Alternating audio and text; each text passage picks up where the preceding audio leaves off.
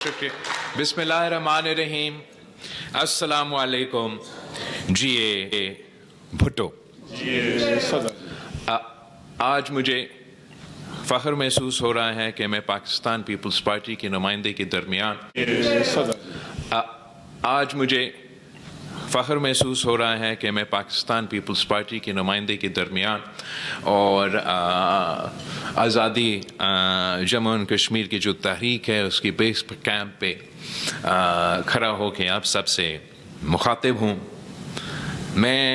ہم اس جماعت سے تعلق رکھتے ہیں جس کا قائد نے، جس شہید محترمہ بینظیر بھٹو نے ہمیں سکھایا کہ جہاں کشمیریوں کا پسینہ گرے گا وہاں ہمارا خون گرے گا. اور یہ 3 نسلوں کا ساتھ قائد عوام شہید ذوالفقار علی بھٹو سے لے کے شہید محترمہ بینظیر بھٹو اور صدر زرداری تک، اور آج آصفہ اور میرے سلسلے میں یہ جدوجہد جاری ہے اور انشاءاللہ تعالی جاری رہے گا.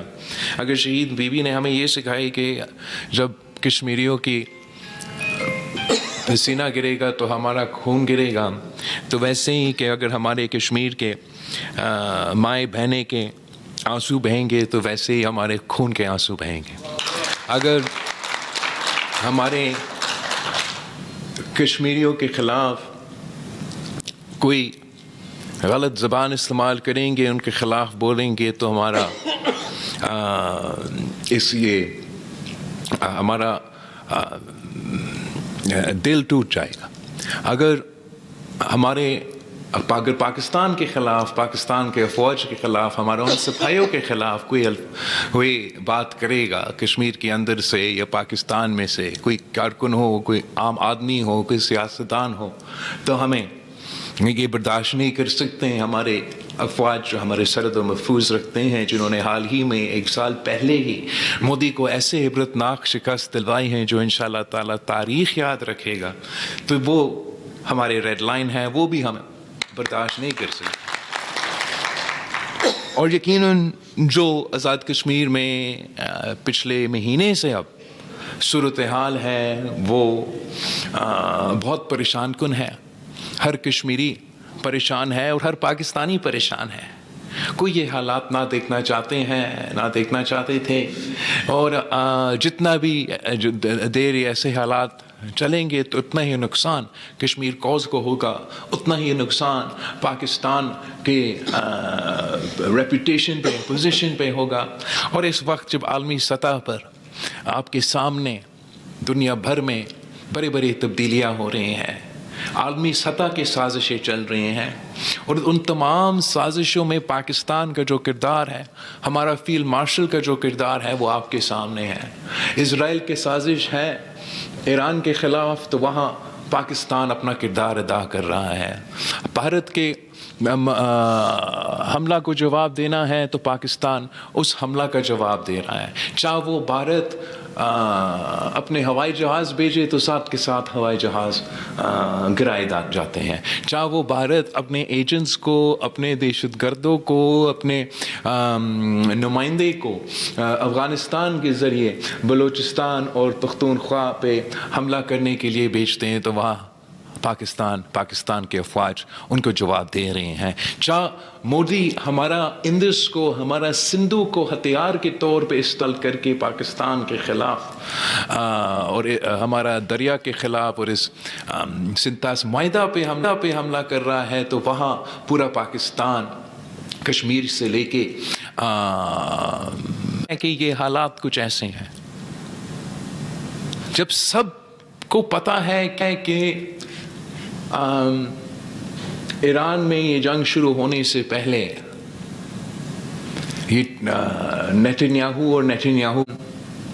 ایران میں یہ جنگ شروع ہونے سے پہلے نیتنیاہو اور نیتنیاہو کا جو ٹیمو ورژن ہے وہ ساتھ تھے اسرائیل میں. تو سمجھنا چاہیے کہ عالمی قوت تو آپ کے خلاف یہ موقع ڈھونڈ رہے ہیں کہ پاکستان کے اندر ہم پاکستان کو کیسے، خاص طور پہ جب پاکستان ہی مسلم امہ میں ہمارا مقابلہ کر رہے ہیں، ہمارے سازشوں کو ناکام کر رہے ہیں، ہم پورا دنیا کو جنگ کی لپیٹ میں لے کے ڈالنے کی سازش ہے، اور اس کا مقابلہ صرف اور صرف پاکستان کر رہے ہیں اس وقت. تو ہم سب کو سوچنا چاہیے، پاکستان کے سیاستدان کو سوچنا چاہیے، کشمیر کے سیاستدان کو سوچنا چاہیے، کارکنوں کو سوچنا چاہیے، عام آدمی کو سوچنا چاہیے، احتجاج کرنے والوں کو سوچنا چاہیے، پالیسی بنانے والوں کو سوچنا چاہیے کہ ان حالات میں ہمیں رسپانسبلی اپنا لفظوں کا چناؤ کرنا چاہیے، سیاست کرنا چاہیے، لیکن سیاست کو اس طریقے سے کرنا چاہیے جہاں سے کوئی پاکستان کی مخالف، پاکستان کی دشمن ہمارا اندر کی ایشوز کا فائدہ نہ اٹھا سکیں. اس کانٹیکسٹ میں جہاں تک کشمیر کی صورتحال ہے، اس میں ہم سب اس چیز کا خواہش کرتے آ رہے ہیں کہ اس پرامن طریقے سے، سیاسی طریقے سے کا حل کیا، تمام مسئلوں کا حل نکالا جائے، اور اسی پہ ہمارا کوشش جاری ہے. جہاں ایک طرف ریاست پاکستان یا حکومت پاکستان کا موقف ہے جائز، اب ایک لحاظ سے تو ضرور ہے کہ وہ کوئی بلیک میل نہیں کر سکتا ہے اسٹیٹ کو، ریاست سرنڈر کرنے کے لیے تیار نہیں. تو دوسری طرف مختلف جو ڈیمانڈز ہیں اور جو ایشوز ہیں وہ سامنے آتے رہیں. ہم آج بھی چاہیں گے کہ کوئی درمیانی راستہ نکلے، کوئی ایسا راستہ نکلے جس سے ہم پاکستان کا اپنی جگہ کشمیر میں جو صورتحال اب 1 مہینے سے چلتا آ رہا ہے. اب کراچی والے تو یاد کرتے کہ 90 کی دہائی میں کس انداز میں الطاف حسین کی سیاست نے کراچی کا عوام کا جینا حرام کر دیا تھا. تو میں کبھی نہیں چاہوں گا کہ اس قسم کی سیاست کو فروغ دیا جائے، اس قسم کی سیاست کو سپیس دیا جائے اس کشمیر میں جو آزاد کشمیر کہا جاتا ہے. اس کانٹیکسٹ میں اپنے طرف سے پاکستان پیپلز پارٹی کی طرف سے ہمارا ایک پرسپیکٹیو ہے، اینڈ اس پہ میں تھوڑا آپ سے بات بھی کرنا چاہوں گا، آپ کو بھی بتانا چاہوں گا. اینڈ دیٹ از دیٹ ہم سمجھتے ہیں کہ جو میں اب انگریزی میں بولوں گا اس لیے لکھا ہوں میں نے انگریزی میں، تو the continuing loss of life in Azad Jammu and Kashmir, including the deaths reported yesterday, is a national tragedy. I extend my deepest condolences to every bereaved family and pray for the recovery of all those injured. Every Kashmiri life is precious. The death of a peaceful citizen cannot be treated as an acceptable consequence of political disagreement, just as the life of every police and security official must also be protected. The people of Azad Jammu and Kashmir have an unquestionable right to raise their political, economic, and constitutional grievances, but peacefully. Peaceful citizens must not engage in violence. Peaceful protesters must not engage in violence or hate speech. And peaceful citizens must also not be indiscriminately branded as terrorists, anti-Pakistan, or agents of any foreign power, merely for demanding their rights. At the same time, any specific allegation of violence, whether against a protester or a member of law enforcement, must be investigated individually, impartially, and according to the law. The present confrontation cannot be resolved through force or inflammatory accusations, nor can commitments made in writing be allowed to disappear into competing claims about what has or has not been implemented. There are competing accounts regarding recent events. the conduct of different parties, the implementation of previous agreements, the cases that have been registered, and the notification prescribing the protesting organization. These matters should not be decided through accusations, collective blame, or further confrontation. And I therefore propose, the Pakistan People's Party therefore proposes, the establishment of a Truth and Reconciliation Commission constituted with the agreement of all concerned parties. And the Commission should be given a sufficiently broad mandate to examine the present situation, establish the relevant facts, consider the grievances and positions of all sides, review the outstanding political, legal, and administrative questions, and recommend a just and lasting way forward. I have already opposed on the floor of the National Assembly questioning the Kashmiri identity of the people of Rawalakot. Let me reiterate, no one sitting in Islamabad has the right to determine who is or who is not a Kashmiri. The dignity and the identity of the people of Azad Jammu and Kashmir are not conditional upon their agreement with any government. And I appeal to the protesters to ensure that their activity is peaceful and to cooperate in creating the space required for immediate and meaningful political negotiations. This appeal is not a request for surrender or silence. It is an appeal to save lives while pursuing a just political settlement. Pakistan's relationship with the people of Kashmir must be founded upon consent, dignity, democratic rights, and mutual respect. At this grave moment, our first responsibility is to prevent further bloodshed and restore trust through verifiable actions.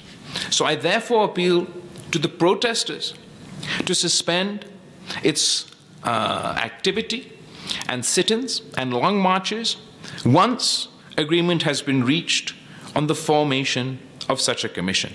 Correspondingly, the authorities and the government should refrain from further measures pending the outcome of such a Truth and Reconciliation Commission.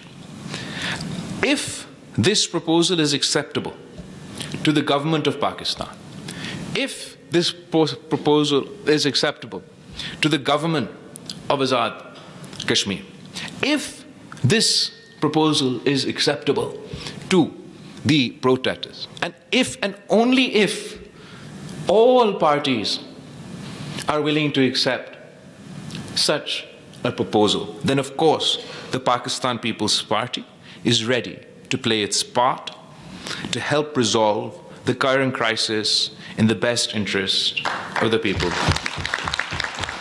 of Kashmir.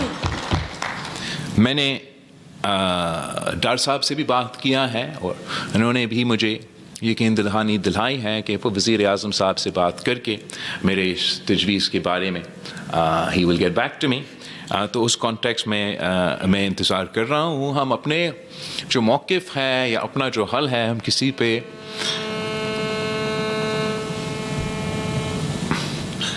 पे वो ज़बरदस्ती तो लागू नहीं कर सकते, लेकिन मेरी नज़र में ये एक अप्रोप्रिएट तरीका है जिससे हम मौजूदा जो سیاسی بحران ہے جس کیفیت میں ہم موجود ہیں کہ اس راستے کو اپناتے ہوئے ہم ریاست کو موقف کو بھی سامنے رکھتے ہوئے اور جو احتجاج کرنے والے ہیں ان کے لیے بھی ایک ایسا طریقہ کار جہاں ایک ایسا فورم موجود ہو جو میرٹ پہ شکایتیں اور الزامات اور ہر سائڈ کے الزامات کے بارے میں انویسٹیگیٹ بھی کر سکے، حقیقت عوام کے سامنے لے کر آئے اور پھر حقیقت کے مطابق ہم آگے بڑھ سکتے ہیں۔ اس کے موجودہ حالات میں الیکشن آزاد کشمیر میں لڑنا مشکل تو ضرور ہے، لیکن پاکستان پیپلز پارٹی کبھی الیکشن سے پیچھے نہیں ہٹتے۔ ہم جانتے ہیں کہ شاید کچھ لوگ سوچ رہے تھے کہ پاکستان پیپلز پارٹی اب جی بی میں بھی جیت کے آئے ہیں، اور ان کا سوچ یہ تھا کہ اگر حالات ایسے ہوں گے تو پاکستان پیپلز پارٹی کی قیادت اس طریقے سے کیمپین نہیں کر سکیں گے جیسے گلگت بلتستان میں کیمپین کیا، لیکن یہ تو ان کا غلط فہمی ہے۔ میں یہاں ہوں، کہیں نہیں جا رہا ہوں، امید ہے کہ مسئلہ حل ہو، لیکن حل ہو یا نہ ہو میں اپنے کشمیری عوام کے ساتھ رہوں گا، پاکستان پیپلز پارٹی کے کارکن کے ساتھ، آپ میرے عہدیداروں کے ساتھ، اور الیکشن تک ہمارا ساتھ ہے، اور انشاءاللہ تعالی الیکشن کے بعد ہم مل کے حکومت بھی بنائیں گے اور تمام حالات کو ہم سنبھالتے رہیں گے۔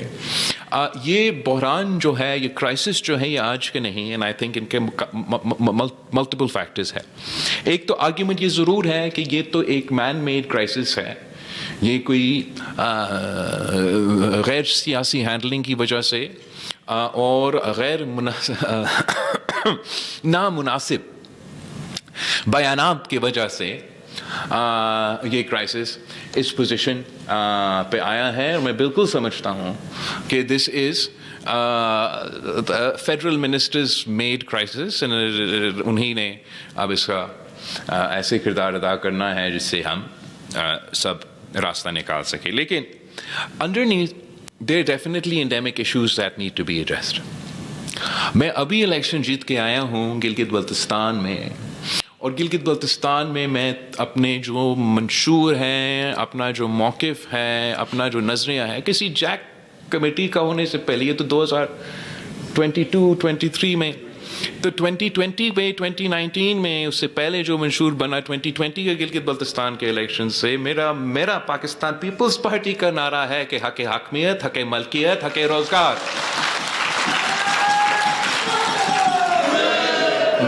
شاید دوسروں کا زیادہ ایکسٹریم انٹرپریٹیشنز ہیں، پاکستان پیپلز پارٹی کا اپنا نظریہ ہے، اپنا منشور۔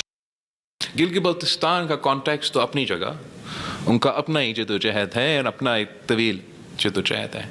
آزاد کشمیر کا کانٹیکس میں ہم تو نسل در نسل جو حق حاکمیت کے جد و جہد ہے، عالمی سطح پہ، بیرون ملک بھی، انٹرنیشنل لاء کے کانٹیکس میں بھی، اور ملک کے اندر بھی پاکستان پیپلز پارٹی لڑتے آ رہی ہے۔ ہم نے جو عالمی سطح پہ حق حاکمیت کا جد و جہد، آزاد کشمیر کا، مقبوضہ کشمیر کا مل کے جو جد و جہد ہم لڑ رہے ہیں جموں و کشمیر کے لیے، وہ رائے شماری کی صورت میں، وہ سیلف ڈٹرمنیشن کی جد و جہد کی، رائٹ ٹو سیلف ڈٹرمنیشن کی جد و جہد کی صورت میں، وہ جد و جہد قائد عوام شہید ذوالفقار علی بھٹو نے لڑا۔